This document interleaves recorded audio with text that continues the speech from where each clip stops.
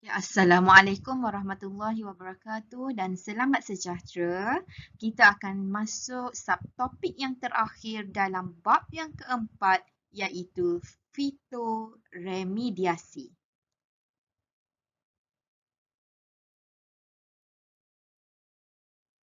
Okey, untuk pengenalan berkaitan dengan fitoremediasi ini, pengenalan dulu ya, bukan lagi definisi dia. Okey, kita cuba fikirkan alam sekitar dan kesihatan kita mungkin boleh terjejas sekiranya air sisa daripada aktiviti domestik, pertanian, penternakan dan perindustrian tidak dirawat. Bayangkan kalau kita mengambil air untuk kegunaan harian, air yang tidak dirawat, hasil daripada aktiviti domestik, aktiviti perkilangan, pertanian, penternakan, perindustrian kalau tak dirawat, boleh bayangkan tak betapa air tersebut tidak selamat untuk kita gunakan. Okay? So, bekalan air mungkin akan dipenuhi dengan pelbagai jenis logam berat, pelbagai jenis bahan pencemar. So, logam berat ini, metal ini, bahan pencemar inilah yang akan menjejaskan kesihatan manusia, kesihatan kita ataupun kesihatan hidupan lain jika diambil tanpa dirawat. Jadi, perlunya pengurusan dan rawatan air sisa ini bagi menangani krisis kekurangan bekalan air bersih. Okay? So kalau kita nak harapkan air bersih memang tak cukup kan? So kita kena ambil juga daripada sisa ini, tapi kita kena rawat supaya air yang bakal kita gunakan nanti itu selamat. Okay?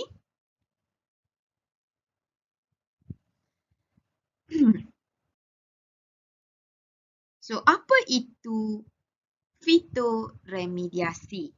Okay, fitoremediasi adalah satu kaedah rawatan yang menggunakan tumbuhan. Okay, rawat air guna tumbuhan. Ya, ada banyak tumbuhan ya yang kita guna, pelbagai jenis tumbuhan. Even pokok kangkung, bunga matahari, semua tu terlibat dalam fitoremediasi ini. Untuk merawat bagi tujuan degradasi, pengekstrakan atau penyingkiran bahan pencemar di dalam tanah maupun di dalam air. Okay. So, fitoremediasi ini adalah kaedah rawat menggunakan tumbuhan untuk nak singkirkan bahan pencemar, untuk nak degradasi, untuk nak hancurkanlah bahan pencemar logam berat semua tu di dalam tanah maupun di air. Okey. Tumbuhan keladi bunting, contohnya tumbuhan keladi bunting mempunyai akar yang panjang yang dapat mengumpul logam berat seperti kuprum dan plumbum di dalam air. Sebab tu di dalam air bila diletakkan keladi bunting, sebenarnya akar keladi bunting yang panjang itu dapat mengumpul logam berat. Okay, seperti kuprum dan plumbum. So, bila dikumpul logam berat tu dapat diasingkan daripada air. So, dapatlah air yang tanpa logam berat. Okey, kita tengok penggunaan fitoremediasi dalam kehidupan. Okey, bunga matahari juga digunakan untuk remediasi tanah yang tercemar akibat letupan loji nuklear di Chernobyl, Rusia. Bunga matahari pun digunakan dalam fotoremediasi ini.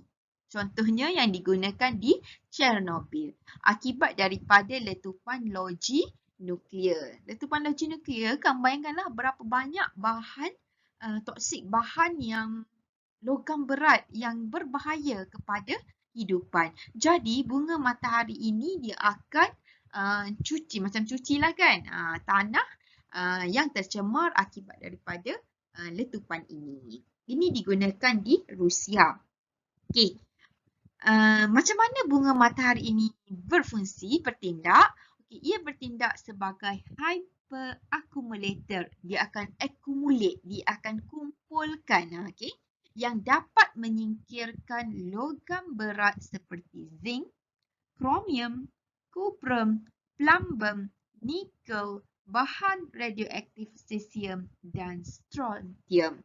So, bunga matahari ini dia akan accumulate. Dia sebagai hyperaccumulator dan dia dapat menyingkirkan logam-logam berat bahan radioaktif daripada tanah. So, tak adalah tanah tu tercemar. Okay. Seterusnya, terdapat juga tumbuhan akuatik yang sesuai digunakan untuk merawat air sisa di loji kumbahan. Sebab tu kalau kamu tengok dekat loji kumbahan ada banyak tumbuhan akuatik. Contohnya pokok kiambang. Okey, pokok kiambang ni dia mempunyai kadar pertumbuhan yang cepat ya, dia membiak dengan cepat dan dia mampu mengumpulkan logam berat dan menyerap nutrien di loji kumbahan. Okey. Jadi bila dia dah serap nutrien, bayangkanlah loji kumbahan banyak nutrien tau. Kan? Okey. Dan dia akan accumulate, dia akan kumpulkan juga logam berat menyebabkan air tu tadi akan terawat, akan dirawat, akan menyingkirkan logam-logam yang tidak diperlukan oleh yang tidak diperlukan oleh hidupan lah, memang tak diperlukan sebab kalau dia ambil logam berat itu dia akan menjejaskan kesihatan hidupan. Contohnya kita lah kan. Okay. So itu fungsi pokok kiambang pada loji kumbahan. Okey, apa tu? Kangkung yang kita makan kan. So kangkung juga ada fungsi dalam fitoremediasi. Akar pokok kangkung darat berupaya menyerap merkuri dari dalam tanah, manakala akar pokok kangkung air pula menyerap logam berat kadmium daripada air. Okay, ada fungsi kangkung tersebut. Okey, sampai di situ sahaja. So, kita sudah tamat bab yang keempat. Kita akan masuk bab yang kelima nanti. Okey, sampai situ sahaja. Terima kasih.